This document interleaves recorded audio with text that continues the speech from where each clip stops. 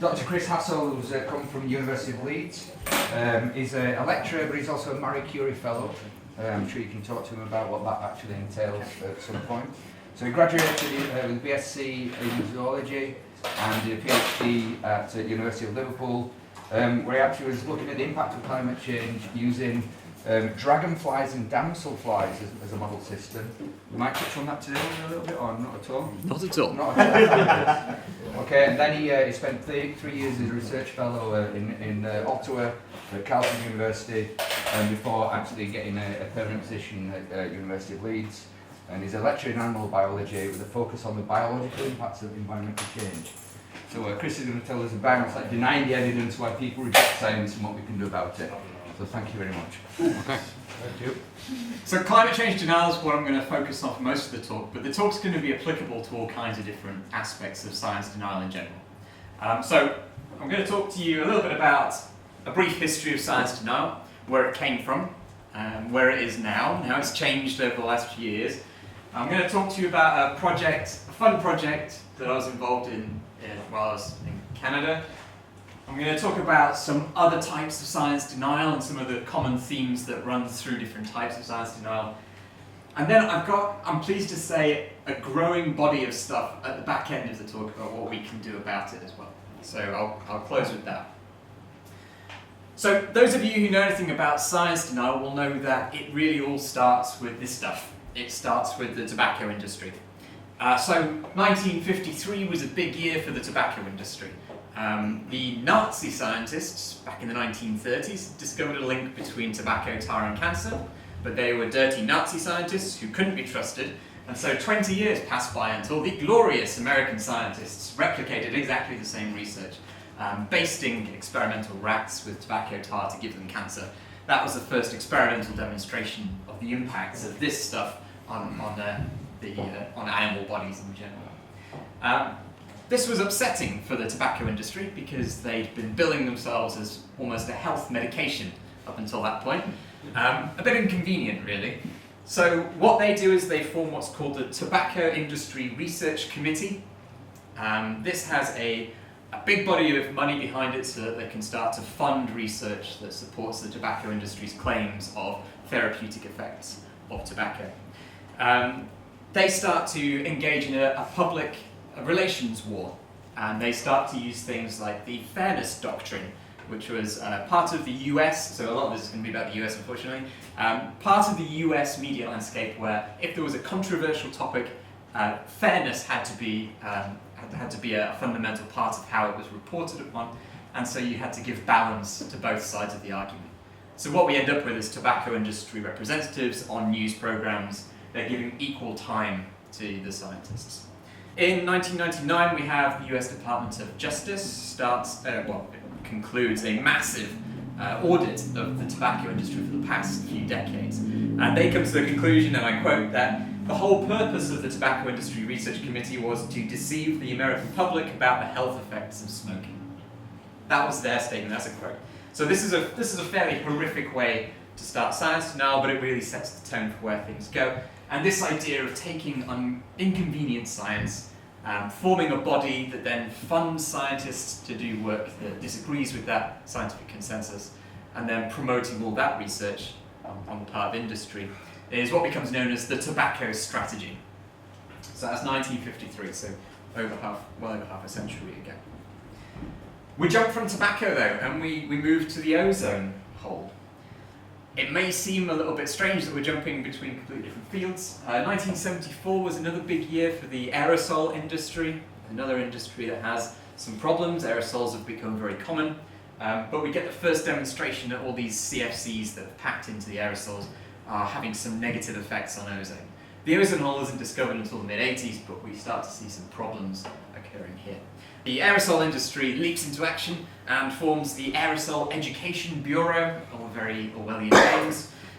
They start funding $4 million worth of research to promote aerosol industry rhetoric. You'll see that, you just about see these on the bottom. There are three names here. There's Fred Sykes on the left, there's William Nuremberg in the middle, and Fred Singer on the right. These names will light up as they become involved with these issues, and you'll see that they light up rather more than you would expect.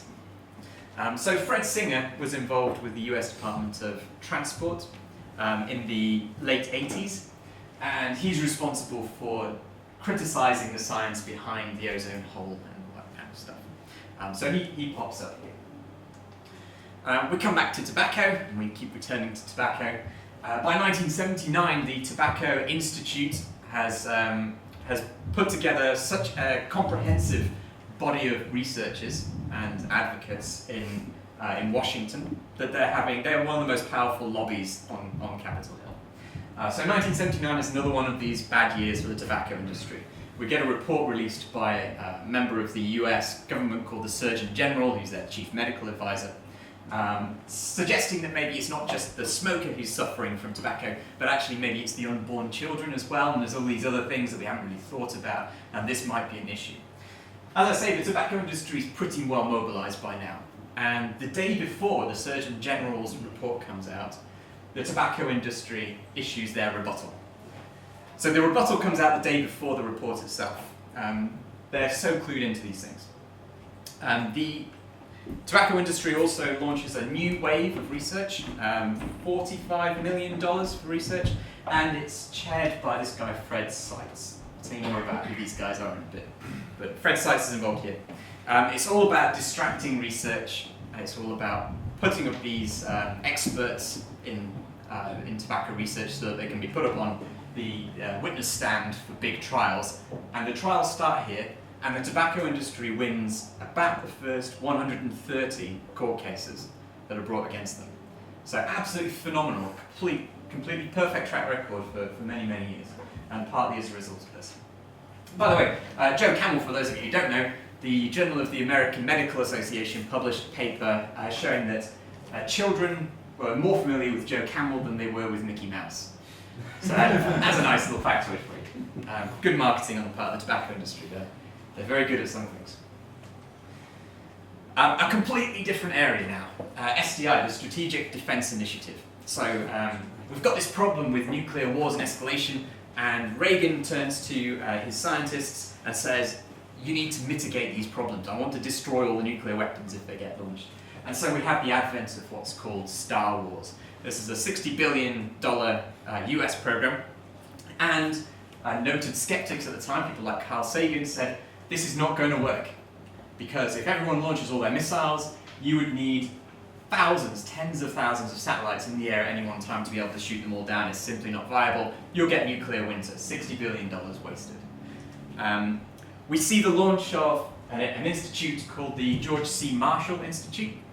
So this is started by Bill Nuremberg, chaired by Fred Seitz, who's already been involved with some other things here. And the George C. Marshall Institute is a right-wing think tank that's responsible for promoting SDI among the general public. We get all this stuff about people who are anti-SDI or anti-America. All their arguments are politically motivated, despite the fact that a lot of these were very well-respected scientists. There are a series of models created to look at the potential impacts of nuclear weapons. And these are some of the first models that come about looking at global processes. And there's a criticism of models here, which is very similar to the criticism of climate models that we see today. We step on. And acid rain. So, not long after, there's a lot of controversy over acid rain. The science is pretty much settled before this date. We see a number of reports that have been issued by the US EPA, the Environmental Protection Agency, as well as other US government bodies. The government rejects all those reports. It goes to a third report, a third opinion, if you like.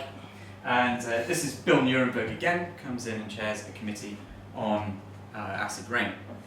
What we see is that even though all this acid rain research is built up at the time, and Nuremberg's committee states that the principal agent altering the biosphere acidity is man-made sulfur dioxide, so even their report guarantees, very clearly lays out that link. You have people like Fred Singer, who you remember has been involved before, inserting things into the appendices like, scientifically, we are not certain of all the causes of acid deposition. So just inserting a little bit of doubt at the end, despite the overwhelming evidence, And the panel managed to suppress this report until after the acid rain regulations had been shot down in the Senate anyway. So this all became a moot point. They managed to completely suppress the report at a critical time. So we've been through a couple of stories already, and we come back to tobacco. Secondhand smoke is one of the biggest issues that faces the tobacco industry. Now it's not only you that you're affecting, nor is it your family, your progeny, but now it's the person stood next to you who has no say in the matter. This is where we change tack, and this is really a turning point for science denial as a concept, as a movement. Philip Morris Tobacco is one of the biggest tobacco companies in the world, and it still is today. It was back then, still is today. And they went to a company called APCO Worldwide and said, yeah, we've got this problem, because we've got the secondhand smoke, Surgeon General's report coming out. We need something that's going to give us some leverage in the public mindset. And APCO Worldwide said, well, you know, the tobacco industry has this long history of trying to fight very publicly with their experts and funding research that promotes their particular views. Maybe we should try a different tack. So APCO Worldwide starts something called junkscience.com and a series of affiliated sites. So rather than saying secondhand smoke isn't an issue, they say, you know, maybe government scientists just aren't very good at science. So rather than targeting a particular issue, they try to cut government science off at the root. This has a really substantial impact throughout the rest, well, to the present day, really. It completely colours the way that the general public have viewed government-funded research. So we have, let's see, Fred Seitz issues a report not long after about how government science is questionable. Actually, the quote here is they want to establish an image of a national grassroots coalition, hence the AstroTurf. Some people might have heard of astroturfing as an approach to create the illusion of a grassroots movement. So this is very much part of this. You've got a lot of citizens who are now very concerned, citizens who are quietly supported by people like APCO, Philip Morris, allegedly. Fred Singer is involved here as well. He's very into this bad science narrative. He gets involved in anything and everything, and I'll show you a couple of his interests later on. It continues to this day. Philip Morris is involved in the anti-plain packaging campaign. So if you go to Australia, and hopefully in England soon as well, you'll see cigarette machines that look like this. There's a really rapidly growing body of evidence that plain packaging has a tremendous impact on the way that we perceive cigarettes, and especially the way that young people perceive cigarettes. To the point where we found that they don't taste as good when you put them in plain packaging. Some brilliant research that's been done. But Philip Morris is there openly funding anti-plain package research. So this is from the Observer. This is a few months ago, earlier this year. So it goes on. But what's happening with climate change? Okay, yeah, so I'll tell you quickly through these guys. So here we have three physicists. Why physicists? Why is it important? These guys were all of an age in the 1950s where physics was the savior of the American state. They were creating technologies that revolutionized the way that people lived their lives. And Nuremberg, for example, was involved in the Manhattan Project, which ended the war. That was the ultimate mark of American superiority. So these people, these physicists at this time, have this sort of almost godlike stature in the public mindset, and they milk it to talk about everything from the ozone hole to acid rain, strategic defense initiatives, tobacco smoke. Fred Singer went one step further. He has an enormous list of issues on which he's weighed in. Everything from ozone holes to all those things we talked about before, amphibian conservation, a subject close to my heart, the minimum wage, whales, he's pro-whaling, tobacco smoke, secondhand smoke, comets. All these things are issues that Fred Singer has weighed in on. And the only, for many of these things, the only thing that he can claim in terms of expert skills is his physics background. So what we have is experts. I'll talk about experts later and some of the issues with using experts in science. So what's going on with climate change then? So climate change is sort of ticking along in the background. It never really explodes onto the scene because you've got all these other problems coming along which seem calamitous. But it's ticking along. So 1965, you see Andrew Revell's report. So the quote from that is that by the year 2000 there will be about 25% more carbon dioxide in our atmosphere. Marked changes in climate could occur. So note the tone. Who knows? Could be serious. Things could change. The Jasons report. So the Jasons are an organisation within the US government that advises the president. Very well thought of, very educated group. And they say that we now understand that carbon dioxide released during the burning of fossil fuels can have consequences for climate that pose a considerable threat to future society. Considerable threat now. So it's ramping up. The Schelling study then comes along. And this is where things start to change. So this is about the same time as that Surgeon General's report, 1979. We have the Schelling study, which included Bill Nuremberg. And the phrasing starts to shift subtly. The credible range of effects is extremely broad. We may experience noticeable, but not necessarily unfavourable effects. And as a scientist, one of my favourite quotes from that report is that they hoped that we would learn faster than the problem developed. that tickles me. You know, it's okay because we're pretty good at solving things, and we'll probably solve this one too. So that's the attitude through Schelling. Nuremberg is, so that he leads the next study, and Nuremberg stepped up with 2 economists and 5 natural scientists. The idea was that they write one big report that just settles the issue. What actually happens is the scientists can't agree with the economists, so they write 7 different chapters, each on their area of expertise. So you have 7 different reports. The summary report is written by Nuremberg and sides with the economists. So that report, despite having an awful lot of really good pro-science information, facts from climate scientists, really gets buried by the economists. Then things start to go more pro-science. So we have the creation of the Intergovernmental Panel on Climate Change in 1988. We have the Fall of Communism, which is important. It may not seem important, but actually because the George C. Marshall Institute had been set up to promote SDI and fight communism, they then redirect their efforts towards fighting climate science, which is a bit of an interesting diversion for them, but that's what they choose to do. However, in 1990 you get the first IPCC report, the totality of our knowledge of climate science and how it's going to affect the world. And 2 years later we have the United Nations Framework Convention on Climate Change, which the US President flies in to sign. And that draws a line underneath quite a lot of the discussion that's going on in the US public. So where do we go from here? Well, the climate science denier doesn't really have recourse to these old government reports anymore. The government's made its stance clear, and it's aligned itself with the international community and the scientists. So first of all, it gets very complicated, because rather than having someone like Philip Morris Tobacco, so Shell or BP or whatever it is, funding anti-climate science, you have these complex networks of organisations, most of which are think tanks with strange charitable structures. You have a series of different researchers who are spokespeople for different aspects of industry. You can go away and read this, I can give you the reference if you like. People have, over the past 5 or 10 years, started to look at the different groups who are involved in the climate denial machine. So fossil fuels industry, corporate America, conservative foundations, think tanks, front groups is an interesting one, so a lot of it's hidden in the background.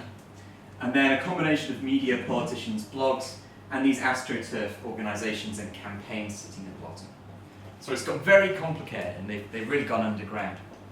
It's also got personal. It's a much more compelling argument if you can assassinate a climate scientist in public, not literally personality assassination, assassinate their character, than if you tell somebody about some research that's gone on. If people can put a villain to a story, it's much more effective PR. So here are 3 unfortunate victims of this particular strategy from the climate denial community. Ben Sansa, really unfortunate story, 1996, I think. He was involved in the IPCC second report, and he was responsible for collating comments, peer-reviewed comments on IPCC reports. There's some issues that have been blown completely out of all proportion about the way in which those peer-reviewed comments were collated, and he's been vilified by the conservative right ever since. You might not have heard of him here. He's not a massive name in climate science, although he did win a MacArthur Genius Award, I think, which is one of the most well-respected awards in research at all in climate science. He lost his marriage broke down. He suffered a great deal of personal problems as a result of the vilification he received through this particular strategy. Michael Mann, some people have heard of Michael Mann, maybe? Yeah. Very well-noted researcher. So Mann, Bradley, and Hughes published the hockey stick graph, which is sort of an iconic piece of climate science. You'll see him there posing with his tree rings. So part of the climate proxies that he was using to reconstruct past climate. Michael Mann has been victimized by various different levels of government around his university, making unreasonable demands about data, but also he's received the personal end of things as well. So people have been pestering and haranguing him. He had a quote in an article that I read recently. He has endured countless verbal assaults on my professional reputation, my honesty, my integrity, even my life and liberty. You don't mess with the right wing in America. They're not a bunch to be trifled with. And then someone, the more avuncular figure on the right is a Brit. So those of you'll have heard of ClimateGate. ClimateGate is when the University of East Anglia had a big hack. They downloaded thousands of emails, almost all of which were completely innocuous. There were a couple that, again, were blown out of all proportion, and Phil Jones was head of the institute at the time, bore the brunt personally for it, really. He was completely exonerated time and again by committees, but in the public mindset, and especially in the States, he remains a villain in the climate science story. So this is really where we are with the climate change denial movement now. It's a very complex machine, and they go after the narrative because that's what convinces their base. They want a villain. But the other strategy that they've exploited a little bit recently is to try to insert climate change denial into curricula, into schools, for example, in universities. So I'm going to talk to you a little bit about a project that I've been involved with, well, I was involved with a couple of years ago. This is a bit fun. So I was in Canada for 3 years, and there's a guy in Canada teaching a course. I'll tell you about this first. So this is Exxon Secrets. This is a Greenpeace site. I don't really care about whether you like Greenpeace or this site at all, but it's useful for my purposes. On this slide, you'll see various people and the various organisations that are responsible for promoting and sometimes funding climate denial. So what we have here, people like Tom Harris, Bob Carter, Ian Clark, Tim Patterson, Tad Murty. They are all involved in teaching a particular, they were involved in, not anymore, involved in teaching a course at Carleton University. It was a course on climate change, and let's just say it diverged somewhat from mainstream scientific opinion. And that's not allegedly. The guy teaching it was this guy, Tim Patterson. Professor Patterson is a very well-respected scientist. He has over 100 publications, millions of pounds in grant funding. However, he does hold some slightly unconventional views on climate. He says, for example, that hundreds of studies have shown that the sun, and not variations in carbon dioxide, appears to be the most important driver of climate change. And it is global cooling, not warming, that is the major climate threat to the world. Now, yeah, some scientists, everyone has some crazy opinions, and we post them on blogs, and that's fine, nobody really reads them. The problem is that this guy said these precise words in front of the Canadian Senate during a meeting on the future of Canada's energy sector. So he had a very prominent position here, and he used it to espouse views that weren't really representative of the mainstream scientific opinion. He had been teaching this course at Carleton. A lot of people had some interesting things to say about the way he was teaching this course. He happened to be on sabbatical when we went to look at the course to see what was in it. The guy teaching it was this guy, Tom Harris. Now, if you can see it back, some of these people have white jackets and some have black. White jackets are scientists, black jackets are spokespeople. Tom Harris, who's now teaching the course, is a spokesperson. Specifically, he was a spokesperson for, well, he was an employee of APCO Worldwide. Now, if you remember back, APCO Worldwide are the company that Philip Morris Tobacco hired to invent science denial at a really fundamental level. So we have a climate science course being taught at, I think, the 10th highest ranking university in Canada by a guy who worked for the company that invented climate change denial. This is great. So, what on earth is somebody who does this, has this background, and teaches this kind of course? What are they teaching in this course?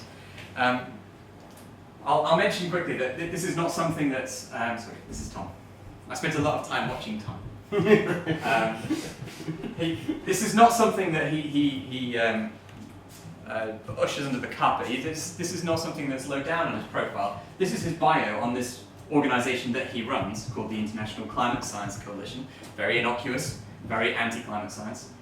I can't even put allegedly there. And he has 4 lines out of his 7-line bio talking about how he teaches this course. It's very prominent in the way that he sells himself.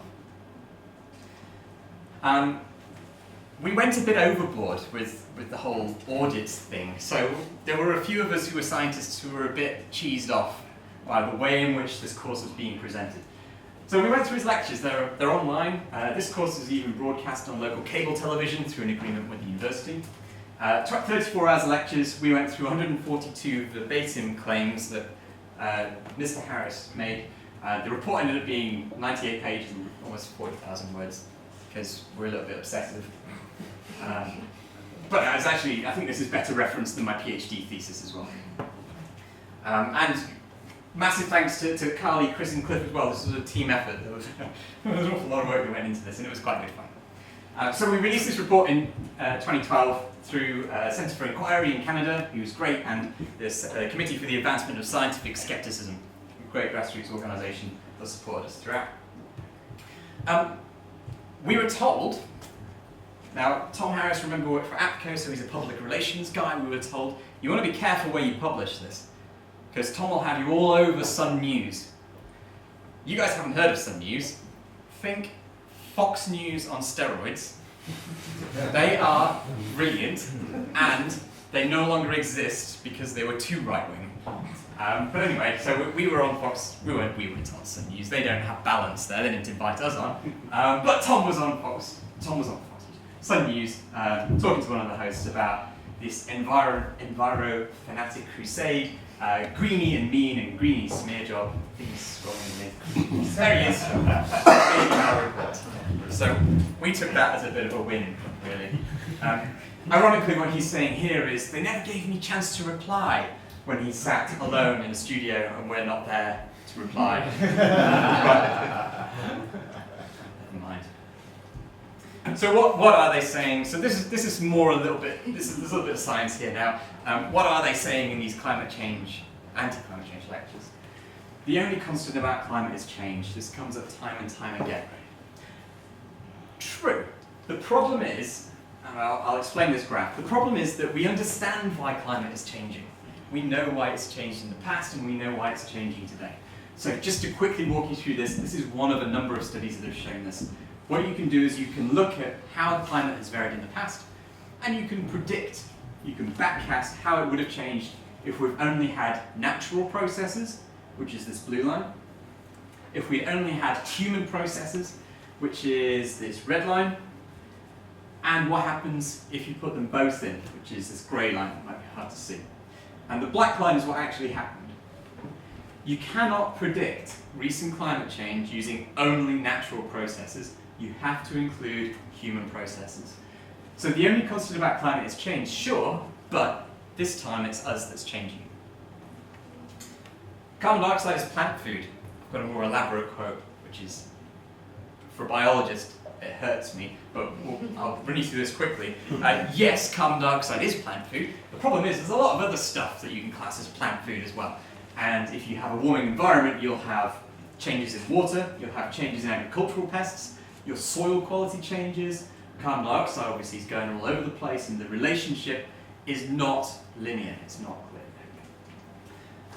There's no scientific consensus There's some great quotes. If you want to go read the report, there's some great verbatim quotes from him about this. Well, that's perhaps true, but we're pretty damn close to consensus. Near enough that you should be worried if you're disagreeing with 97% of climate scientists. And actually, this isn't climate scientists, this is the climate papers. This is a fairly conservative estimate. Prepare for global cooling. So coming back to Tim Patterson's idea that we're about to descend into an ice age any minute, we're not, okay? Because up until about 1980, there was a reasonable relationship between the sun and global climate. They seem to be roughly in sync. The problem is that since 1980, you've seen this drop-off in solar activity, and we're still experiencing that. The sun's still declining in temperature. The last solar cycle was actually very weak, but climate has continued to warm. Climate science is changing quickly. Who knows what we're going to find tomorrow? Well, yeah, but there are some things that we know. We know the world is not flat, for example. Science doesn't always change, and it doesn't always change in a catastrophic way. This is a special mention about carbon dioxide and plant food. So this is a direct quote from a video that is shown during the course. This is to Canadian undergraduates on a science course. Rather than a dangerous pollutant, carbon dioxide could be called a miracle gas that acts as a free fertilizer to help alleviate famines in regions of the world that have frequent droughts and famines, all without causing harm to the environment or people. Wow. Yeah, wow. Isn't that great? In her defense, Kirsty Pelletier is the host of this particular YouTube video, and not a scientist in her own right, which is probably why she can talk such shit. Yes. So I guess a special mention. If you're interested in reading more about it, there's a cut-down version that we published in the Skeptical Inquirer highlighting the key points. It was also picked up in the media, so we got picked up by Sun News. We also got picked up by quite a few places around the world. This was a bit of a skeptical win for us, and we really handled the PR pretty well. Positive coverage in the Guardian and all kinds of Canadian newspapers. A little bit of negative coverage. If you know what's up with that, have people ever come across what's up with that? No. That's a climate change denial blog. Quite good fun to read. They spelt my name wrong, so it doesn't show up on any searches for me. So that's quite funny. Yeah, so we had a nice piece in the Guardian by Susan Goldberg. What you probably couldn't see when I showed you, so this is Tom Harris's profile again, so I showed you this bit. What you can't see is that there's a climate for lay people section with a high school / middle school climate science lesson plan number 1. As far as I know, there was never a lesson plan number 2. But I'll show you climate science lesson plan number 1. Oh yeah, so there it is. So here's the first exercise, and that is a Google search. As we all know, the kids love the Google. So Google searches the public discussion of this issue. No, it doesn't. No, it searches newspaper headlines, which are designed to hook you in. Anyway, thus, we recommend that the students focus on the titles, not the content. Opening any specific item is likely to be a time-consuming diversion. Just read the headings, it's fine. Unfortunately, maybe some of my students do that as well, people trying to beat it out of them through the university. But, this is not the way to do research. In reflecting on what we've just completed, can we answer this question? Is global warming mainly a part of a natural cycle, causes of which include solar activity, or are humans causing most or all of it? The answer that they should come to is that students should determine that this issue is still unresolved and that scientists need to continue studying the data. No, not true. But if you get them young, they'll continue to think that everything is uncertain, because nothing is 100%. We spend our entire university, so I teach at a university, and trying to bash this idea of uncertainty into the students is very difficult. It's impossible to communicate uncertainty to the general public in newspaper headlines and things. So this is a really fundamental problem. Fortunately, as I say, there was no number 2. So hopefully it's died a death. So I'll move on a little bit. So I've talked about climate change, a little bit about where science now came from, and a little bit about climate science in education as a sort of case study, but maybe indicative of what's going on more widely in society. I want to touch on some other common themes in science now. So the first topic, unfortunately, is a little bit, well, a lot less fun in climate science. So HIV and AIDS. Those of you, has anybody seen Miles Powers' talk on HIV/AIDS denial? It's coming in November. Great. So I'll ruin that for you. Sorry, Miles. Save September expenses anyway. Okay, so I'll quickly walk you through some of the highlights, and then he can fill in the details. There's a series of people involved in HIV denial, mostly in South Africa, mostly 10, 15 years ago now. A couple of the faces here, I don't know, maybe you recognise some of them, maybe you recognise him.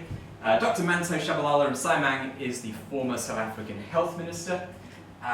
She's known as Dr. Beetroot because she says that she allegedly says that antiretrovirals are poison, and that everyone should eat African potatoes instead because they're much better for you. The irony there being that African potatoes have a toxic chemical in them that actually cause harm to the human body. So that was nonsense. Thabo Mbeki has a long history of rejecting antivirals for his people, even when offered them for free. The actions that this particular man took in rejecting the consensus on HIV and AIDS has probably caused on the order of hundreds of thousands of unnecessary infections and tens of thousands of unnecessary deaths. Some poor decisions. The problem is, he was receiving some pretty screwy evidence from people around him. One of them was Dr. Manto Msimang. Another one was Professor Peter Duesberg. Peter Duesberg has what's become known as the Duesberg hypothesis. It's not very specific because it keeps changing. So the Duesberg hypothesis has variously been that AIDS is caused by long-term recreational drug use, that it's caused by antiretroviral drug use, which is an interesting one. HIV is a harmless passenger virus. It's caused by poor nutrition. It's caused by whatever people haven't yet disproved a link between HIV and whatever factor he happens to have found that day. He has a nickname. He has a nickname that is the Black Knight. Those of you familiar with Monty Python and the Holy Grail will recognise the analogy here that every time he suffers a setback, he comes back undaunted. It's a bit of a flesh wound. Dr. Matthias Rath. Has anybody heard of Dr. Matthias Rath? Has anybody read Ben Goldacre's book Bad Science? Yeah. If you read the first edition, you might not have read about Dr. Matthias Rath because Rath was suing Goldacre at the time. I think he features in subsequent editions there. So Matthias Rath is described as a vitamin entrepreneur, which is an interesting phrase. He peddles certain vitamin cures instead of antiretrovirals. That's his shtick. He also plays up a lot to this idea of colonialism. He plays into, in South Africa, what is a very deep-seated lack of trust in white European culture.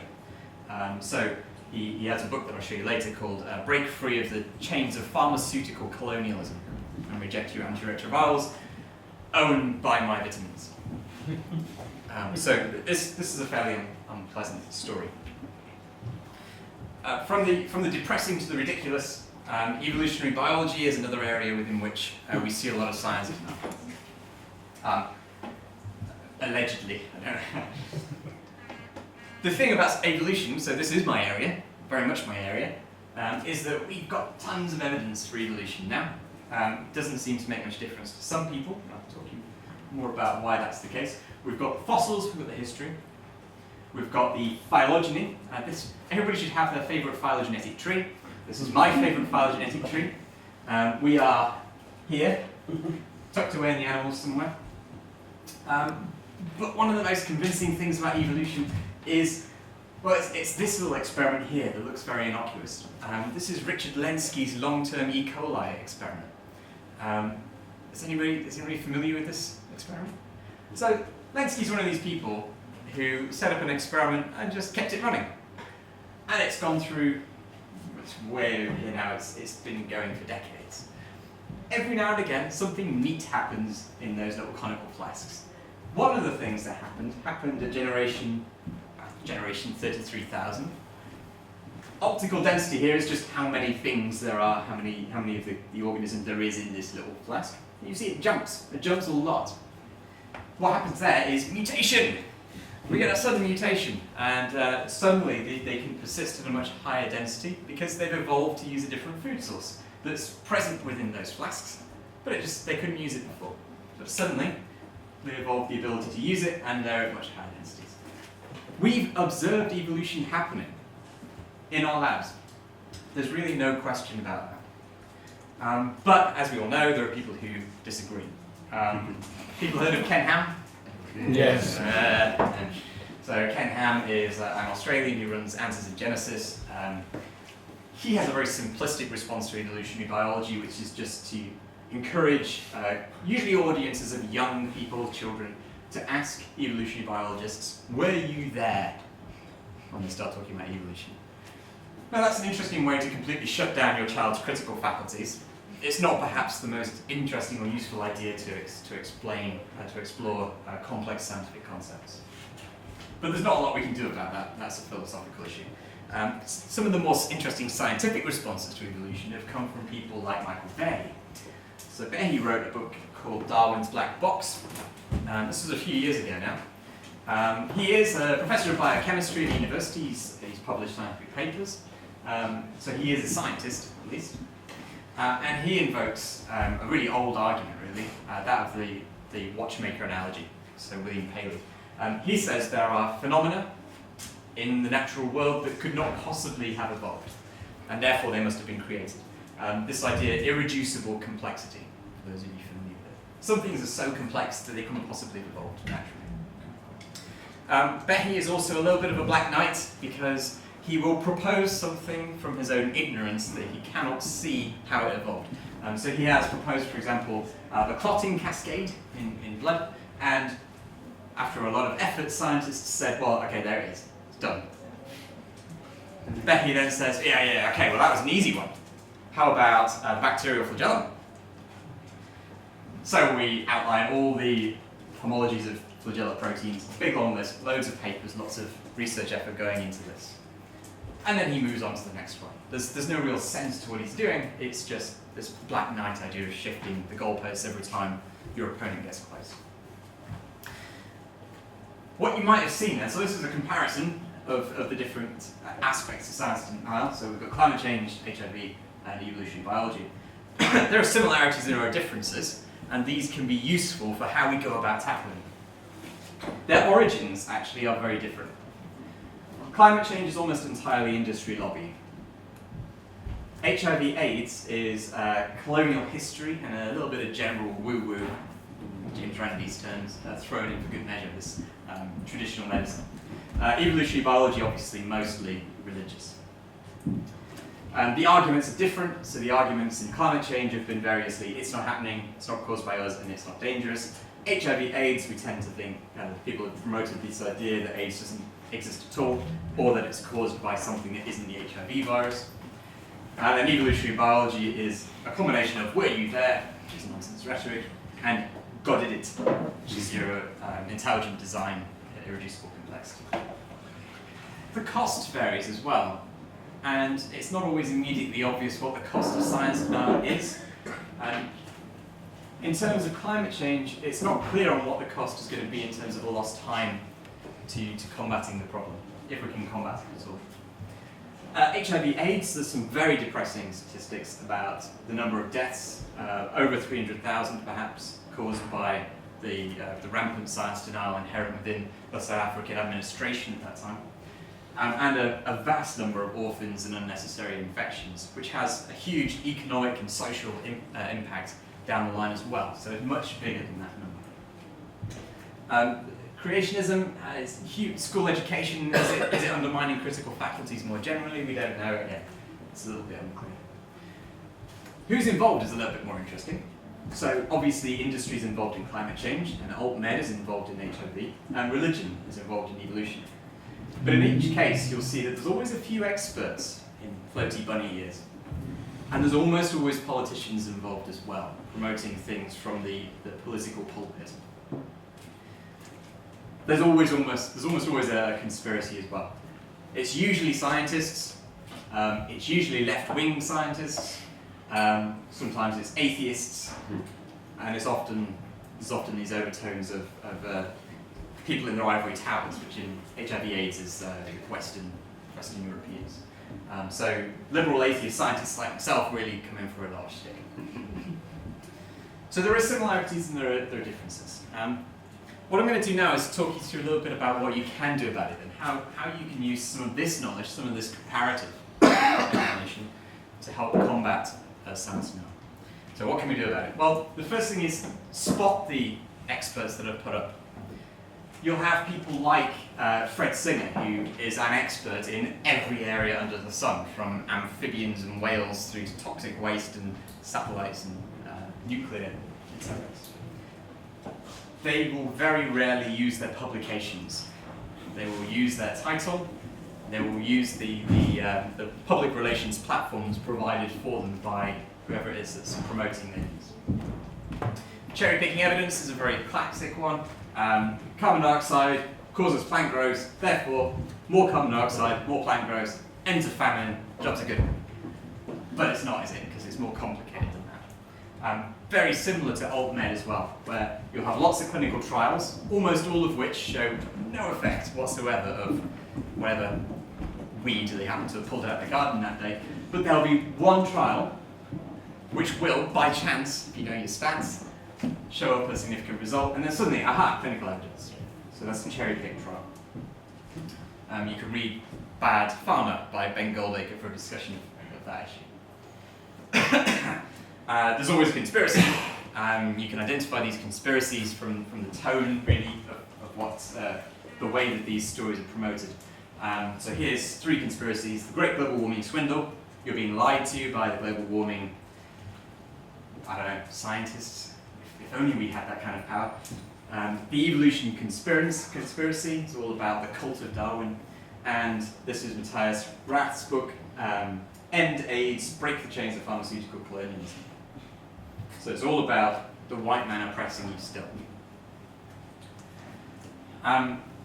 Some people have said that there's this idea of shifting goalposts, that every time you get close to disproving an argument, that the opponent will shift their arguments subtly.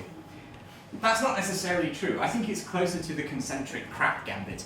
So this is where there's a series of related arguments, some of which are very easy to knock down for an educated person. But this outer wall can be a very superficial argument that most people don't have an answer to. And if you don't have an answer to it, maybe you start to wonder whether that argument holds water. There's only a really small subset of people that will get past that first argument, and then you fall back on something a little bit more defensible. That will stump a lot more people. And this is really what you're trying to do. You're not trying to win a global argument, you're trying to win the argument with whoever happens to be listening to you at the time. Finally, they get to untestable hypotheses, which form the inner courtyard of a lot of science now. So these arguments like climate change isn't dangerous. That's a really important one right now. Because we haven't all died yet, we don't know that it's going to be dangerous. So concentric arguments, and they fall back on more defensible arguments as they go. You need to understand the origins. So where do these things come from? Colonialism, industry, and religion. You can't tackle them in the same way. And also tailor your approach.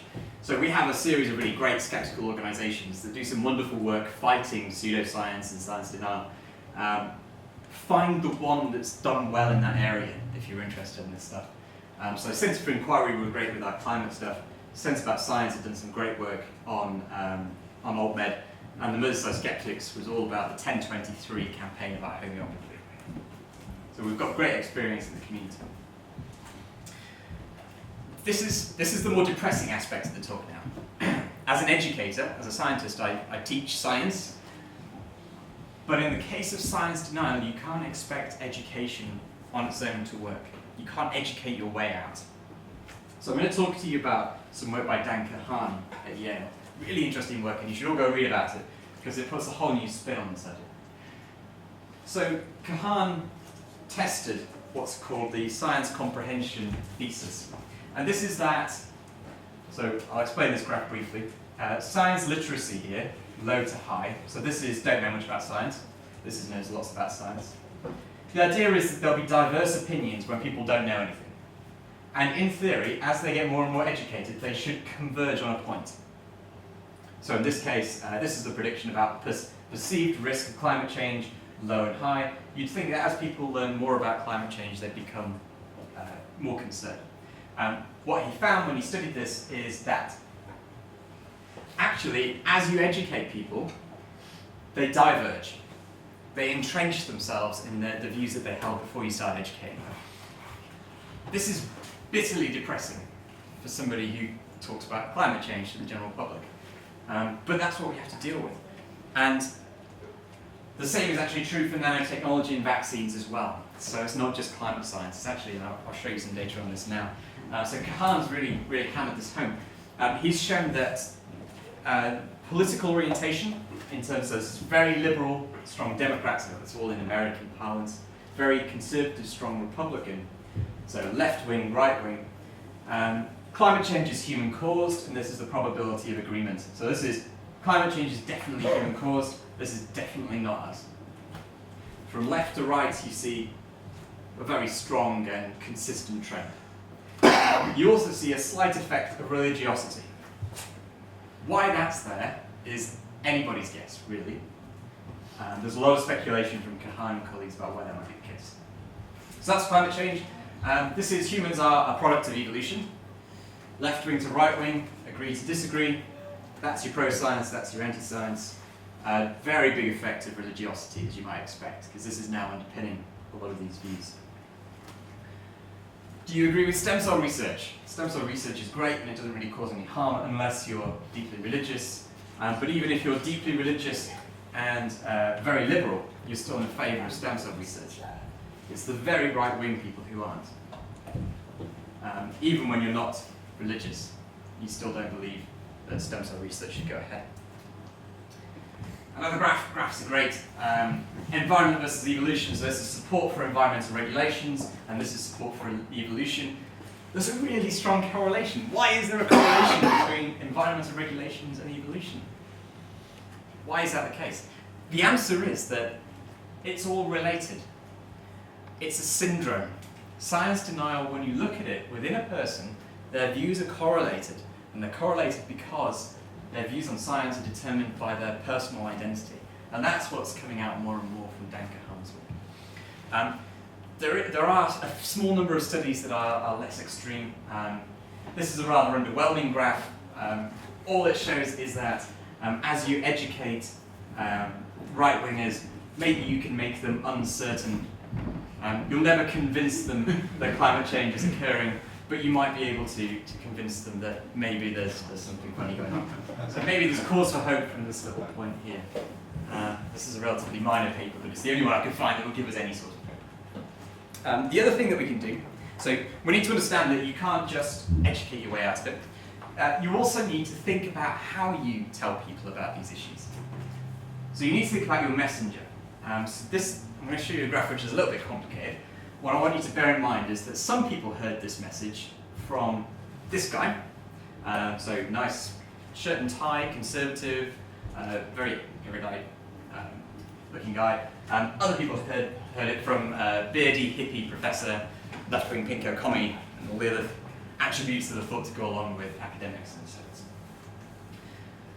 This is a bit of a complicated graph. All I want you to see is that left-wingers and right-wingers vary in their opinions of the risk posed by the HPV vaccine. The conservatives usually are higher. The only time when they agree is here. And at this point, in academic parlance, there is unexpected advocate alignment, which means this guy tells the conservatives HPV is fine. And this guy tells the left-wingers, the Democrats, HPV is, you gotta watch out for that. So suddenly you're hearing what you're not expecting to hear. And that's what shifts the perspective. It's that simple. It's not just the facts that you're hearing, it's whose mouth they come from. Really, and that's a statistically significant result, and something that, again, is really deeply depressing, if understandable from basic human psychology. So we need to think about the message. So, what is science denial? Just to wrap up. We like to think of science denial as being a series of pockets of people just believing weird stuff. That's not the case, though. We've got to think about it as a syndrome, the denial syndrome. There's a whole bunch of stuff going on in people's heads, based around their identity, which is religion and politics, and reinforced by cognitive biases. They're unable to question their own beliefs. And that leads to a correlated set of beliefs in scientific topics. That's why it's called a syndrome, because all these things are related that you can't disentangle them. This is it's much more difficult topic to crack than individual issues on particular scientific topics. And I don't think we have a solution to it yet, but you need to bear in mind this is the way it works before you start trying to tackle it at all. So, just to end then, science denial is a syndrome. It's much more complicated than you think. Science denial is a hydra. You can start criticizing people for particular views. It doesn't make any difference because the basis for their denial sits way back at the root. Denial of science doesn't mean that they don't know anything. You go read What's Up With That and anti-science blogs and you'll find a detailed critique of some of the most obscure science. Education may be a battleground for science denial. We need an evidence-based approach to promoting an evidence-based approach. So we need to think it. You can't educate your way out of it. You need to do this with an understanding of how people learn about the world around them. And also the skeptical community is brilliant. And if you ever want to tackle something like the climate change project that I told you about in the middle, do ask for help, and everyone's happy to help out. And a quick plug for the debunking handbook, which is, it went viral a little while ago. So this is the guys who work on skepticalscience.com, who do pro-climate science work. Really nice little summary of how to go about talking to people about science denial. And I'm done. Thanks for your attention.